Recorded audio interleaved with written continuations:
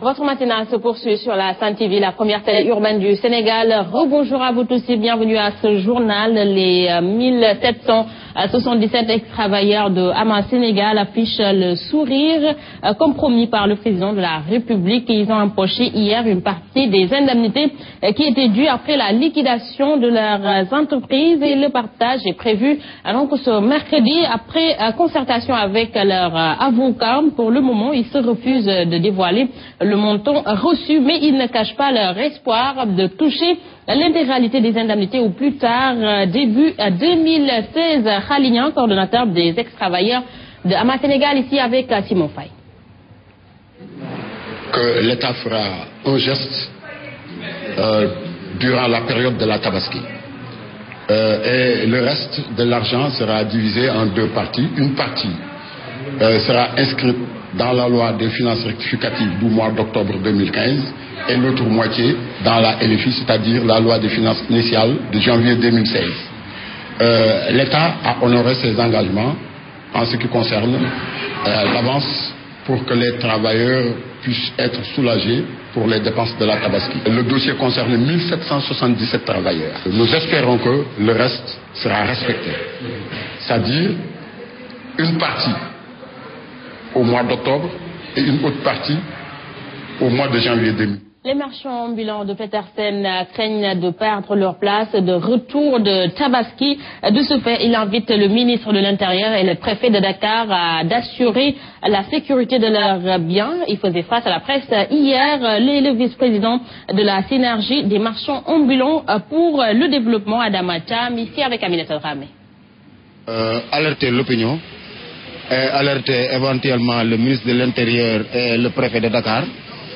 Parce que nous avons entendu des rumeurs, soit disant que ce qui a été commis l'année dernière à Sandaga et la Korité passée à Petersen doit normalement se reproduire ce tabaski-ci dans nos sites.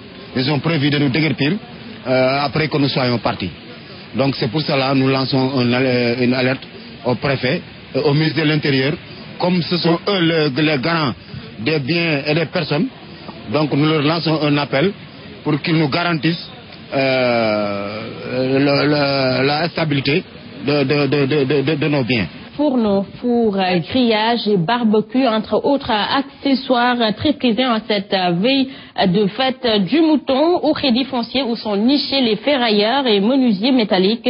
Les affaires marchent bien, tout le contraire pour les vendeurs qui attendent toujours les clients. C'est un reportage signé Lady Medao. Crédit Foncier, quartier général de la menuiserie métallique. Ici, l'on s'active autour de la ferraille pour accélérer la cadence. Les nombreuses commandes de fours, grillages, entre autres accessoires de grillade du mouton de Tabaski sont passées par là. Les affaires marchent très bien. Nous avons des commandes qui nous viennent de partout. Actuellement, on se frotte bien les mains en cette période de fête. La plupart des revendeurs de la capitale se ravitaillent ici. Beaucoup de quantités de ferraille et de la matière recyclée pour faire un accessoire confient ces artisans. Ils se plaignent de la chute de la matière première.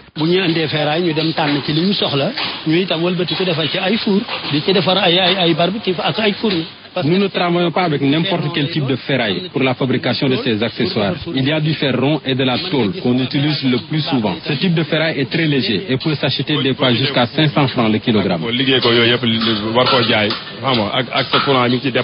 Du côté de certains revendeurs logés à la VDN, les prix sont abordables. Toutefois, ils déplorent la rareté des clients.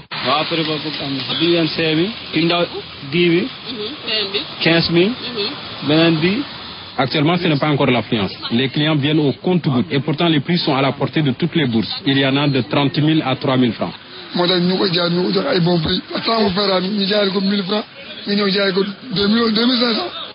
Certains pères de famille rencontrés disent attendre les dernières heures de la Tabaski pour acquérir du matériel de grillade. Pour le moment, la priorité, c'est le mouton. Autre information, Dedi Menda aux croisades contre les inondations. La commune de Tivavone-Diacksao s'appuie sur la coopération nord-sud pour tenter de trouver des solutions. Des ingénieurs et architectes italiens de l'association temporaire des professionnels de l'urbanisation et des infrastructures publiques vont apporter leur expertise. Ils vont donc intervenir dans l'assainissement de la localité en mettant des canalisations et des pavages dans certaines rues. Ils ont effectué une visite de terrain hier dans la commune. C'est un compte rendu signé Younousa Baldé.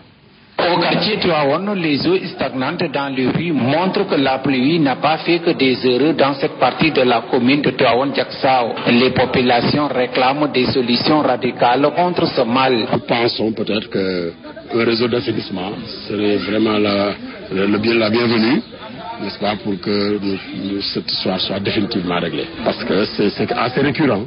Tous les ans, nous sommes quand même confrontés à ce problème d'inondation. Certes, le pompage a soulagé les populations, mais il y a de l'eau dans les maisons, les rues et certains lieux de culte sont impraticables. Toutefois, avec la coopération décentralisée, l'association temporaire des professionnels de l'urbanisation et des infrastructures publiques basée en Italie compte appuyer la municipalité de Tivaouane-Diacksao à trouver une solution radicale contre les inondations. Ils vont partir par priorité.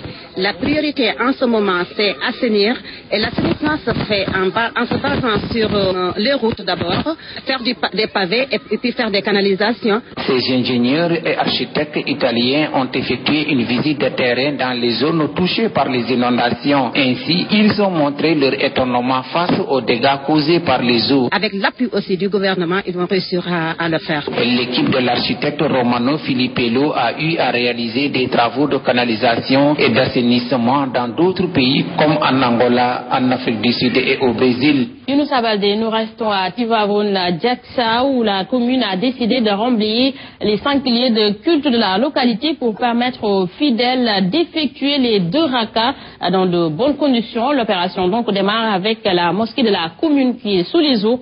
Voici les explications de Fatou Bintounjaï, maire de Diacksao.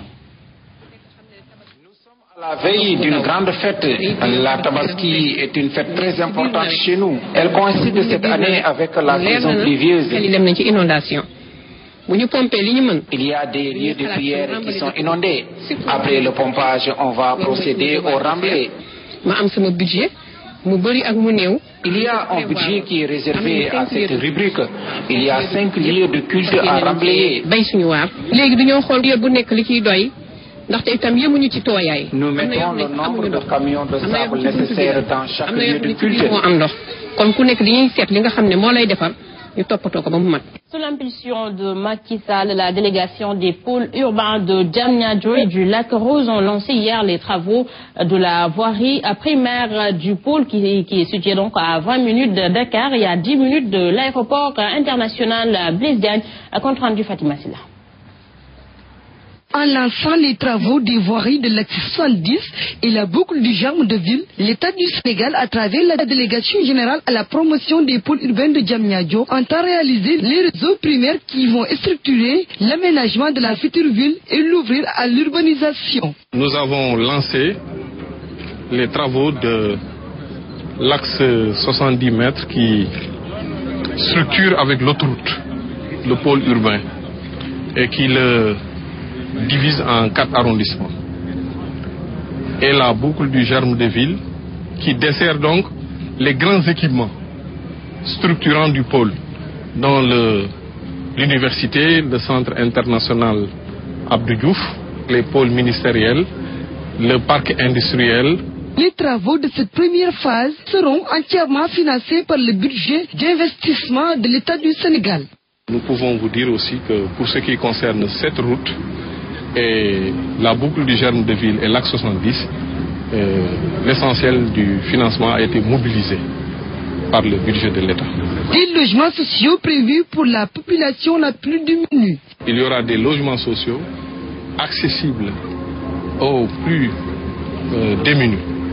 Ces voiries vont contribuer à l'amélioration esthétique de l'aménagement paysager et surtout faciliter le bon fonctionnement ultérieur de la ville, en servant de support à son réseau d'assainissement, d'adduction d'eau et de l'électrification. Fatima Silla, la convergence de la jeunesse républicaine salue la démarche du chef de l'État au Burkina Faso. Thérèse Faye et ses camarades magnifient l'engagement du président Sall. En point de presse hier, la COJER a dénoncé la position de certains leaders d'opinion tels que la société civile sénégalaise sur la crise burkinabé.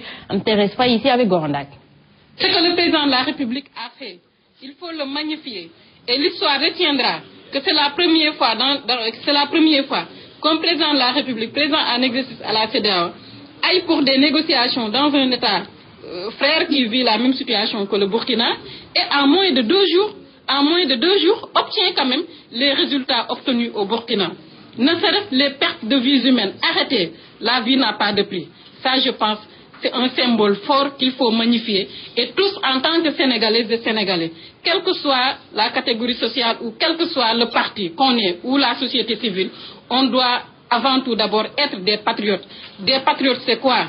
S'unir, faire bloc autour du président de la République qui est en train de mener ces négociations avec son camarade, avec son ami, avec son collègue, M. Thomas Fiaï Boni. Voilà, parlons à présent, nous restons d'ailleurs sur la situation au Burkina Faso, au palais de Mogo. Naba, roi des Moses, les loyalistes et un officier du RSP ont signé un accord d'apaisement dans la nuit de mardi à mercredi. Le RSP donc accepte d'être cantonné dans sa caserne et les loyalistes de reculer de 50 km autour de la capitale. Les loyalistes n'ont néanmoins pas obtenu le désarmement du RSP comme il souhaitait. Un peu plus tôt dans la soirée, le général Diendéré a assuré que Michel Kafando serait remis en selle dès ce mercredi. La CEDEAO donc a pris mardi, c'est-à-dire hier, la décision de réinstaller ce matin le président Diendéré, renversé la semaine dernière. Michel Kafando, renversé la semaine dernière dans ses fonctions de président de la transition au Burkina Faso. Pour ce faire, l'organisation régionale va dépêcher à Ouagadougou un haut comité de 5 chefs d'État, Macky Sall, Thomas Yaïbouni, Mohamedou Issoufou, Mohamed Bouhari et pour Gnassingbé. La CEDEAO donc a pris la décision lors d'un sommet d'urgence tenu hier à Abuja. À présent, parlons sport avec le démarrage de la saison 2015-2016. Nous nous intéressons donc aux préparatifs des 14 clubs de la Ligue 1 de football. Zoom donc ce matin sur les objectifs du Jaraaf de Dakar qui a terminé la saison dernière dans le ventre mou du classement. Aïcha Kamara. Classé 11e la saison dernière, le Jaraaf de Dakar voit grand la saison à venir. Le club de la Médina, actuellement en pleine préparation, ne compte pas lésiner sur les moyens. L'encadrement technique a déjà commencé. Ces rencontres avec les joueurs, ces discussions pour un peu situer les uns et les autres et les préparer à cette nouvelle saison. Nous voulons une saison en pleine parce que nous savons tous que de plus en plus, le football du Sénégal est en train de connaître quand même un frémissement. Hormis un nouvel staff technique, le retour de quelques anciens, les verts et blancs de la Médina comptent apporter d'autres renforts. Il y a Ousseynou Ndiaye, le gardien qui était à Mbour Petite Côte qui nous a rejoint. Il y a Soumaré de la Linguère qui est un transfuge de Pikine qui nous a rejoint. Il y a le jeune Ndiaye qui était à la Linguère comme excentré. En plus notre fils Mbouch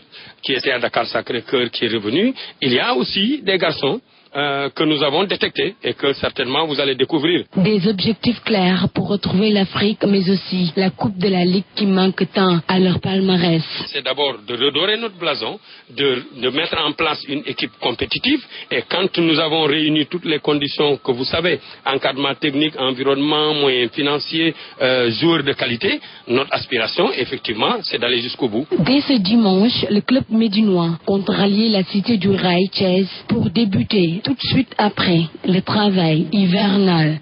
Aïcha Kamara, dans ses tout nouveaux habits de président de la section football de Jaraaf de Dakar, Ndofène Fall se réjouit de la confiance accordée par ses pairs et décline ici ses ambitions. Je me dois d'abord de remercier le président qui m'a fait l'honneur de me confier la section de football. Et vous n'êtes pas sans savoir que nous avions perdu notre entraîneur en chef en cours de saison et que nous tenons à remercier l'encadrement qui sont des fils du club qui ont terminé quand même la saison et qui nous ont évité la catastrophe de la relégation en L2. Donc dès la fin de la saison, après l'évaluation, le président a pris la décision de me confier les destinées du football. Vous nous avez trouvé déjà en réunion et vous avez vu l'engouement suscité par un peu cette nouvelle saison et cette nouvelle dispositions qui sont prises. Voilà, c'est cet élément sport qui met fin à ce journal. À vous tous, merci d'avoir suivi. Merci à toute l'équipe technique et l'équipe rédactionnelle qui ont participé à la réalisation. L'info en continue sur la Sen TV, la première télé urbaine du Sénégal. 7h30, Mamba India et Ahmed Aïdara vous retrouvent pour la revue des titres à Wolof. 7h45, c'est le journal. Et tout de suite, Sen Coach s'installe dans Sen Gym. Quant à moi, je vous retrouve à 13h pour le flash d'information. Et pour ceux qui ont prévu de célébrer la Tabaski demain, je vous souhaite de passer une excellente fête. Au revoir.